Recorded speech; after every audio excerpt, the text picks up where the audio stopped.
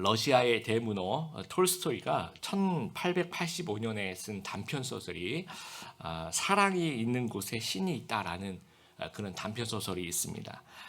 주인공 마르틴 할아버지가 아내와 아이들이 이제 먼저 죽고 조그만 방에서 이제 구두 수선을 하면서 생활을 하고 있었습니다. 너무 시리에 빠져서 하나님을 원망하면서 하나님 내가 무엇 때문에 살아야 합니까? 라고 하나님을 향해서 기도를 하고 있었는데 음성이 들리기를 넌 하나님을 위해서 살아야 된다라는 그런 음성이 들리는 거예요. 도대체 하나님을 위해서 사는 것은 무엇일까? 그런 이제 궁금증을 갖고 있었는데 그러면 성경을 읽으라는 또 마음의 말씀이 좀 들리는 겁니다. 그래서 이제 이 마르틴 할아버지는 시간이 될 때마다 이 성경을 읽으면서 점점 마음의 안정을 찾아가고 이제 삶이 변화가 됩니다. 그러면서 이제 꿈을 꾸게 되는데요. 이제 성경을 읽으면서 잠을 잤는데 이제 꿈속에 하나님이 이제 나타나서 오늘 내가 너희 집에 찾아가겠다 이제 얘기를 해요.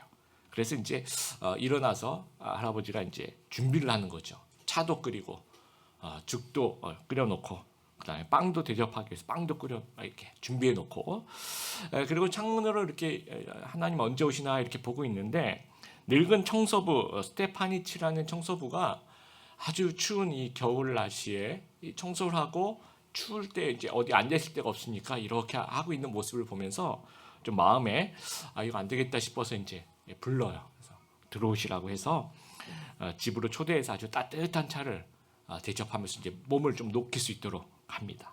그러고 난 다음에 이제 청소부 아저씨가 가고요. 또 이제 창문으로 예수님 하나님 언제 오시나 이렇게 봤더니 얇은 여름옷을 입은 아기 엄마가 추위에 이게 추운 겨울인데 이 여름옷을 입고 이제 아기를 이렇게 안고 벌벌 떨고 있는 겁니다. 그래서 이제 집으로 들어와서 얘기를 좀 나눠보니까 아기한테 이제 젖을 먹이고 싶은데 이제 자기가 먹은 것이 없으니까 젖이 안 나온다는 거예요. 그래서 이제 준비했던 죽과 빵을 이렇게 주면서 대접을 하고 얘기를 이렇게 들어보니까 이제 이 여인의 남편이 군대를 갔어요. 갔는데 뭐 전사했는지 소식이 계속 없는 겁니다. 그래서 아예 먹이를 돈도 없고 그래서 자기 이제 외투나 이런 것들은 이제 전당 잡히서 이제 이렇게 이런 어려운 상황에 있었던 거예요. 그래서 이 마르틴 할아버지가 자기가 좀 잘 안 입는 그 외투를 또 이 여인에게 주고 약간의 돈도 주어서 이렇게 잘 먹여가지고 이제 보냈습니다. 그리고 또 하나님이 언제 오시나 이렇게 창문을 통해서 보고 있는데 웬 할머니하고 이제 소년하고 이제 막 싸움을 하고 있는 거예요. 자세히 보니까 할머니가 가지고 있는 이 사과 바구니를 어느 소년이 이제 훔치려고 하는 걸 들킨 거예요. 잡힌 거예요. 그래서 할머니가 이제 막 혼을 내고 있는 거죠. 그래서 이제 나가서 이제 혼낸 할머니를 좀 진정을 시키고 또 이 소년도 사과하라고 할머니한테서 굉장히 잘못돼 다시는 안 그러겠다고 사과하고 또 할머니는 굉장히 화가 나신 걸 가지고 이제 아이가 좀 어리니까 하면서 이제 잘 진정시켜서 둘을 이제 화해를 해요. 그래서 두 사람 다 같이 할머니의 무거운 그 바구니를 우리 아이가 들고 이렇게 가는 것까지 하고 이제 들어왔습니다. 그래서 왜 하나님이 안 오시지 하면서 또 이제 성경을 읽고 있는데 갑자기 들리는 음성이 내가 너에게 갔는데 넌 나를 알아보지 못했다라고 얘기를 해요. 그래서 하나님 언제 오셨나요? 그랬더니 아까 이 청소부 스테파니치 그게 나였다. 그리고 이 얇은 옷을 입은 이 여인 그게 나였어. 그리고 이 할머니와 소년 사이에 있었던 그 모든 일도 그것도 나였다라고 하는 모습을 보여주는 거예요. 그러면서 다시 성경을 읽게 되는 이 본문이 오늘 본문입니다. 35절, 36절 또 40절에 너희가 여기 내 형제 중에 지극히 작은 자 하나에게 한 것이 곧 내게 한 것이니라. 그러니까 독실한 기독교 신자였던 톨스토이가 우리가 이제 방금 읽은 이 예수님의 비유를 소설가의 언어로 표현해 본 거죠. 오늘의 그 양과 염소의 비유라고 얘기하는 이 말씀을 통해서 예수님께서 주시는 메시지가 무엇인지를 좀 같이 한번 살펴보았으면 좋겠습니다.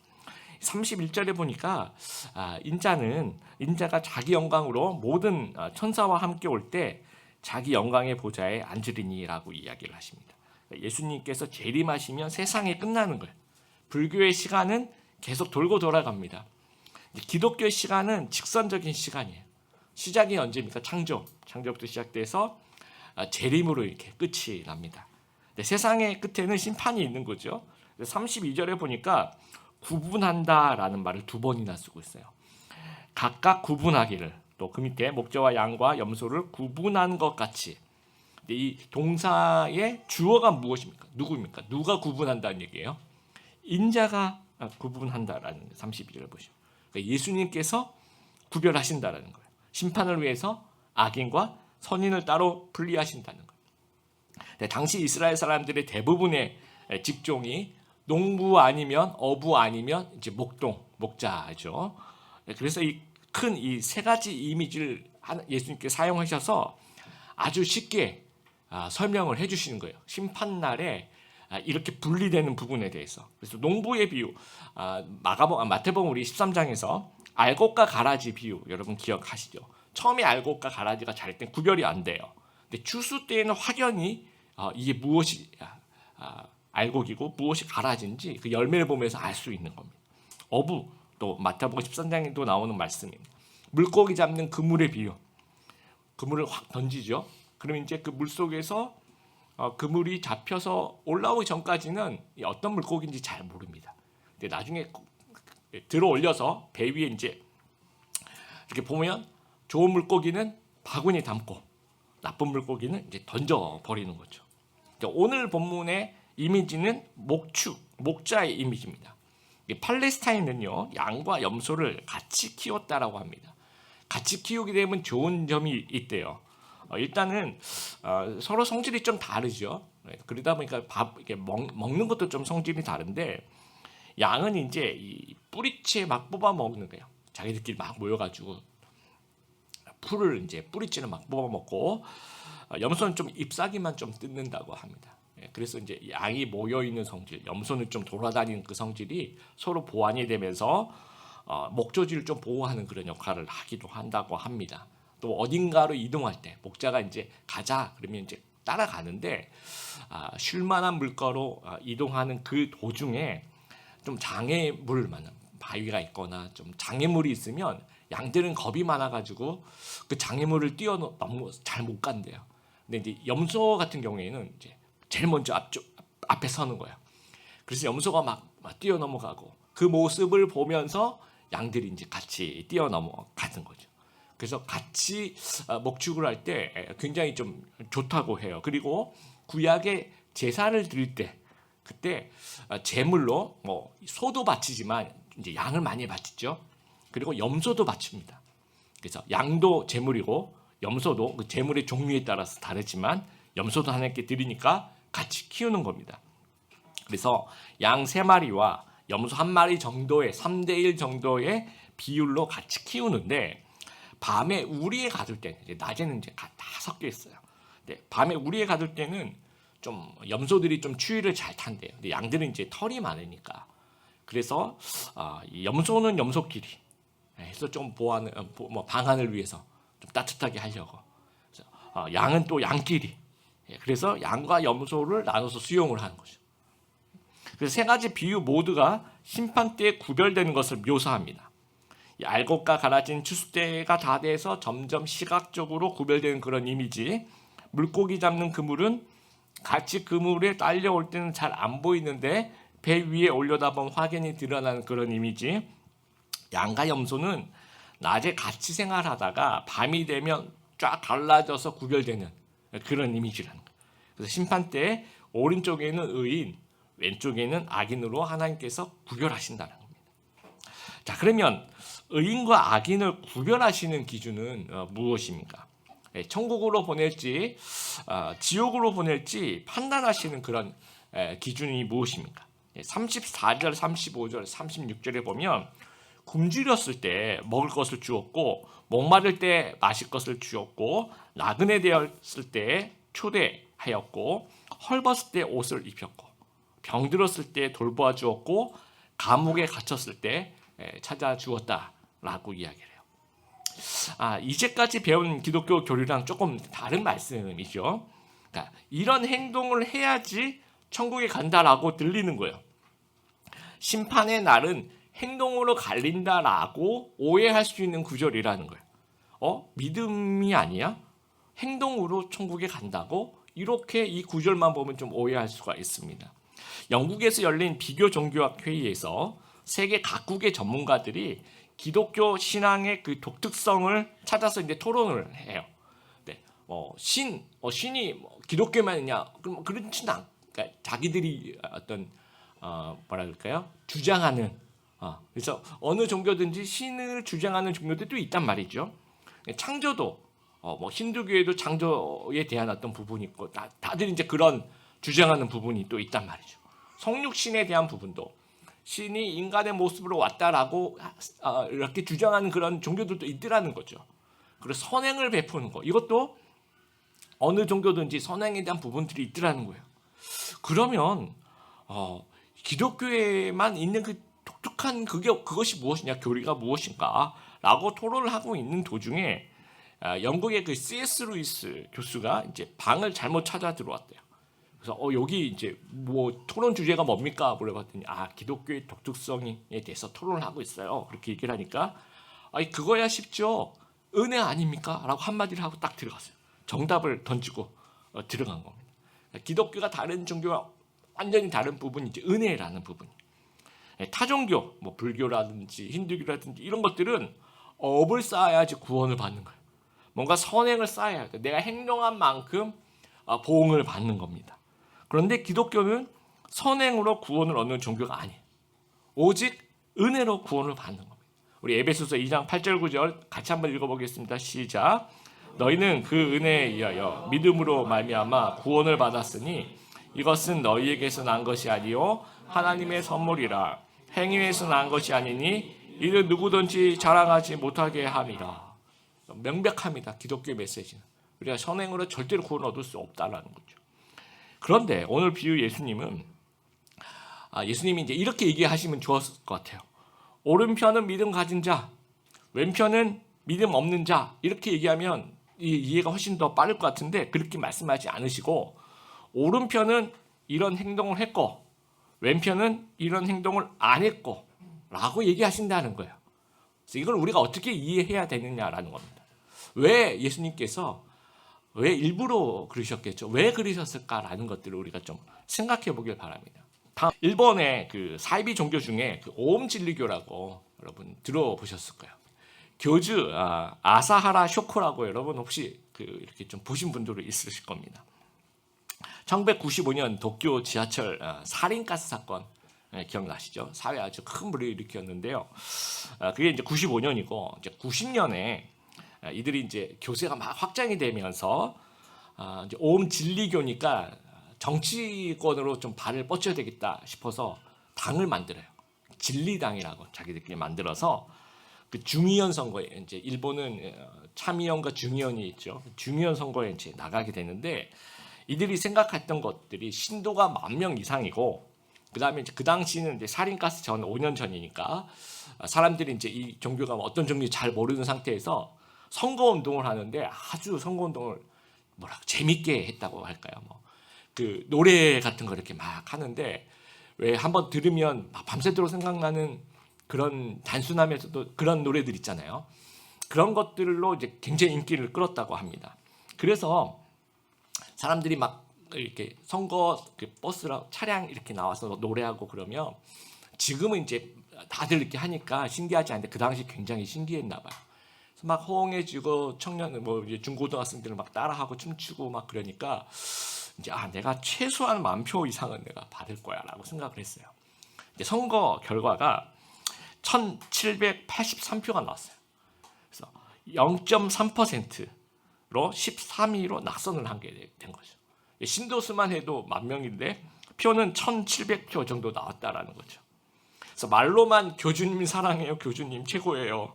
실제로 교주님을 믿은 사람은 그 10,000명이 아니라 그 표를 던진 한 1,700, 그 중에는 이제 줄 이렇게 한 칸 내려가지고 찍은 사람도 있겠죠. 실제로 표를 찍은 사람이 아마도 신자들이 아닐까라고. 그 1,700명. 사람의 진심은 말일까요? 행동일까요? 이 잡코리아라는 곳에서 전체 인사 담당자의 73.7%가 지원자의 SNS를 살펴본대요. 입사 지원서와 자기소개서를 받고 면접을 진행하다 보면 전부 다 바르고 좋은 말만 이렇게 아주 준비된 말만 하더라는 거죠. 그러니까 진짜 이 사람이 어떤 사람인지 정말 자기가 면접에서 보여주는 것처럼 그렇게 바르고 좋은 사람일까에 대한 구별이 되지가 않는 거예요. 그래서 평소 하는 행동을 볼 수 있는 공간인 개인 SNS에 들어가서 이제 살펴본다는 거예요. 물론 이제 사생활 침해되는 이 부분은 굉장히 좀 조심해야 될 부분이겠죠. 그런데 우리가 좀 생각해보고 싶은 것은요, 어떤 것이 진심일까라는 거죠. 이 사원이 되고 싶어하는 이 지원자가 평소에 하는 그 행동과 모습이 자기 진짜 모습입니까? 아니면 이렇게 양복을 딱 입고 입사 면접 장소에서 예의 바르게 하는 이 말이 평소에 자기의 어떤 진심입니까? 여러분 어떤 게 진심인 것 같아요? 평소에 하는 부분이 진심인 거죠. 사업에서 사업 파트너가 신뢰할 만한 사람인가를 살펴보는 거, 이거 비즈니스에서 굉장히 중요한 문제입니다. 그래서 사업 파트너와 함께 정말 앞으로 계속해서 이 사업을 해야 될지 안 해야 될지를 구별하기 위해서 고급 식당을 데려간대요. 그래서 같이 식사를 한다는 거죠. 이게 웨이터의 법칙이라는 것이 있습니다. 그래서 이제 웨이터가 실수했을 때 이 사람이 어떻게 나오는지를 보는 거죠. 물을 막 쏟았다든지 아니면 뭘 떨어뜨렸다든지 뭐. 그랬을 때 어떤 반응을 보이는. 그래서 이런 얘기를 해요. 당신에게는 친절하지만 웨이터에게 무례한 사람은 절대 좋은 사람이 아니다. 말은 속일 수 있어도 행동은 속일 수가 없는 겁니다. 그러니까 아주 작은 자에게 하는 그 친절이 아마 이 사람은 평소에 모든 사람에게 대해서 그 친절한 것이 몸에 배었을 거예요. 아마. 그게 인격이라는 거죠. 그랬을 때 이 사람은 좀 신뢰할 만한 사람이구나 라고 생각할 수 있다는 거예요. 우리 주위에 여러분도 친구들이 있죠. 그 친구들이 만약에 나는 네 정말 친한 친구야 라고 얘기하는 친구가 있다고 합시다.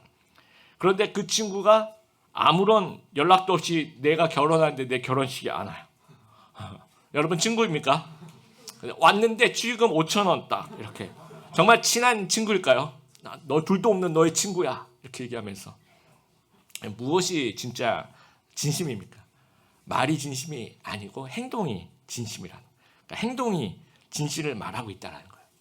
예수님께서 재림하셔서 심판을 하실 때 자, 예수님 믿는 사람 손 이렇게 들면 다 들 거예요. 나 믿어요. 나 어렸을 때도 교회 다녔고요. 내 새 생명 축제 그래도 3번은 갔어요. 하면서 막 그 바리새인들과 서기관들도 또 사두개인들도 저 예수님 믿어요 하면서 하나님 믿어요 하면서 막 손들고 그럴 거예요. 실제로 안 믿는데도 불구하고. 그래서 믿는다고 말만 하는 그 가짜 믿는 자들과 진짜 믿는 자들 구별하신, 그걸 행동으로 구별하신다라는 거죠. 그래서 마태복음 7장 21절 같이 한번 읽어보겠습니다. 시작. 나에게 주님, 주님이라고 말하는 사람 모두가 하늘나라에 들어가는 것이 아니다. 하늘에 계신 내 아버지의 뜻대로 행하는 사람마다 하나님 나라에 들어갈 것이다. 그래서 오늘 비유는요, 선행 여부에 따라서 구원과 상금이 결정되는 것처럼 표현되었으나 선행을 통해서 구원을 이룰 수는 없는 것이고 구원에 이를 만한 믿음을 가진 자는 반드시 선한 행실을 수반하는 삶의 모습이 드러나는 거예요. 그러니까 선한 행실이 구원받았는지 안 받았는지의 표식이 된다라는 말입니다. 그래서 행위가 없는 믿음은 죽은 믿음이에요. 다음 넘겨주세요. 야고보서 2장 14절 17절까지 같이 읽어보겠습니다. 사랑하는 형제 여러분, 만일 누군가가 믿음이 있다고 하면서 아무 일도 하지 않는다면 그 믿음이 무슨 소용이 있겠습니까? 그 믿음이 그를 구원할 수 있겠습니까? 행동이 따르지 않는 믿음은 죽은 믿음입니다. 행동이 따르지 않는 믿음은 죽은 믿음입니다. 요한일서 3장 18절 읽겠습니다. 자녀들이여, 우리가 말로만 사랑하는 사람이 되어서는 안 됩니다. 우리의 사랑은 진실되어야 합니다. 그리고 우리는 행함으로써 그 사랑을 보여야 할 것입니다. 요한일서 4장 20절, 어떤 사람이 나는 하나님을 사랑해요 라고 말하면서 그의 형제를 미워하면 그는 거짓말쟁이입니다. 이는 눈에 보이는 자기 형제도 사랑하지 못하면서 보이지 않는 하나님을 사랑할 수는 없기 때문입니다. 오늘의 비유가 그래요. 이웃을 돌아보는 행동을 한 사람은 진짜 믿음이 있기 때문에 이런 행동을 한 거라는 거죠. 또 이웃을 돌아보지 않은 사람은 죽은 믿음, 원래부터 믿음이 없기 때문에 행동이 없다라는 거예요. 다음 넘겨주세요. 여러분, 복음이 우리 안에 들어오면요, 믿음으로 복음을 받아들이면 이 복음은 세계관의 변화를 반드시 가져옵니다. 이전의 세계관은 철저하게 우리가 나 중심이야. 어떻게 보면 모든 사람 다 마찬가지예요.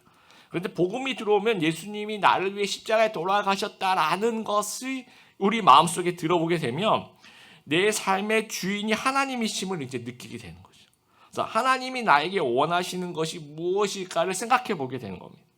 그러면서 이게 율법을 또 읽어보면 이것 율법의 핵심이 대강령이 무엇입니까? 하나님 사랑과 이웃 사랑이라는 거예요. 그래서 복음은 자기 중심에서 하나님과 이웃 중심이 되게 하는 거예요. 삭개오도 마찬가지. 예수님을 만나서 집으로 초대해서 식사를 합니다. 그런데 삭개오가 나오는 구체적인 누가복음 말씀을 읽어보면 구체적으로 삭개오가 신앙 고백을 했다든지 아니면 회개하고 영적 기도를 예수님과 나눴다든지 이런 어떤 은혜에 대한 설명이 좀 생략이 되어 있습니다. 그러면 이 삭개오를 보면서 우리가 구원받았는지 어떻게 알 수 있느냐는 거죠. 말씀 한번 띄워주세요. 누가복음 19장 같이 한번 읽어보겠습니다. 삭개오가 서서 주님께 말씀드렸습니다. 주님, 제 절반을 가난한 사람에게 주겠습니다. 그리고 제가 남의 것을 속여 얻은 것이 있으면 4배로 갚겠습니다. 예수님께서 삭개오에게 말씀하셨습니다. 오늘 이 집에 구원이 찾아왔다. 이 사람도 아브라함의 자손이다. 뭔가 복음, 믿음이 삭개오를 변화시킨 거죠. 그래서 자신과 돈만 사랑했던 삭개오가 변화됐다라는 거예요. 그러면서 하나님 사랑과 이웃 사랑의 모습으로 변화된 거예요. 그러니까 삭개오의 이 변화된 행동을 보면서 복음을 증명한다는 거예요.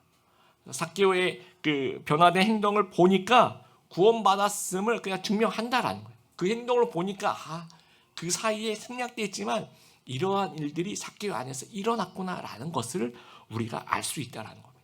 이 탈무드의 명언을 보면요, 인간이 숨길 수 없는 것이 3가지가 있다라고 해요. 첫째는 기침. 우리 이제 코로나 기간에 기침 참는 거 얼마나 힘든지 여러분 아시죠? 가난. 이것도 티가 난다는 거죠. 그리고 사랑. 이 세 가지는 정말 인간이 숨길 수 없는 거예요. 이 영화의 명대사이기도 합니다. 사랑하면 이제 티가 나요.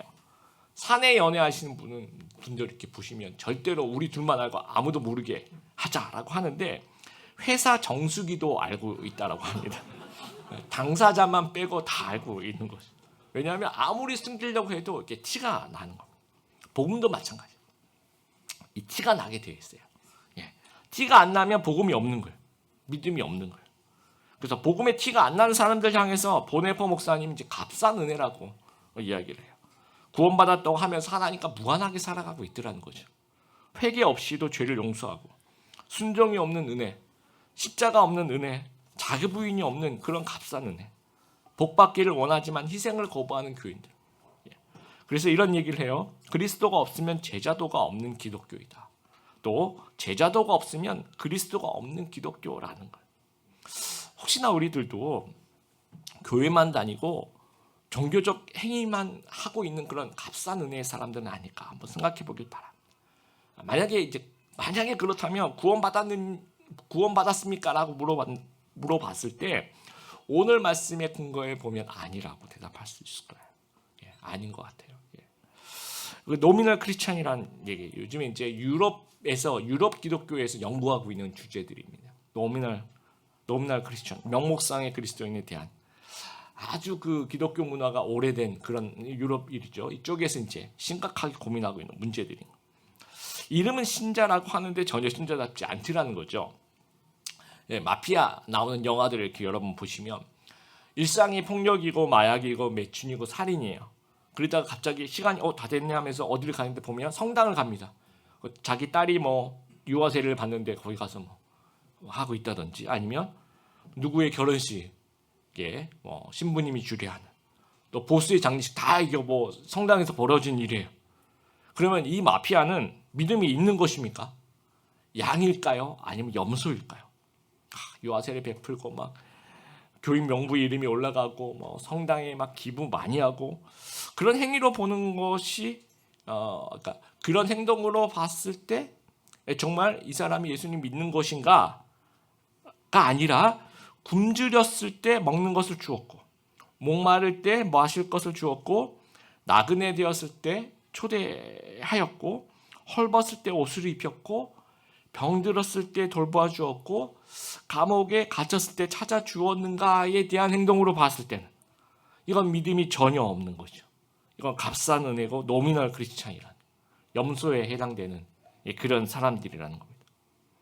오늘 비유의 의인들, 이게 복음이 삭개오같이 변화된 그런 세계관을 만드는 거죠.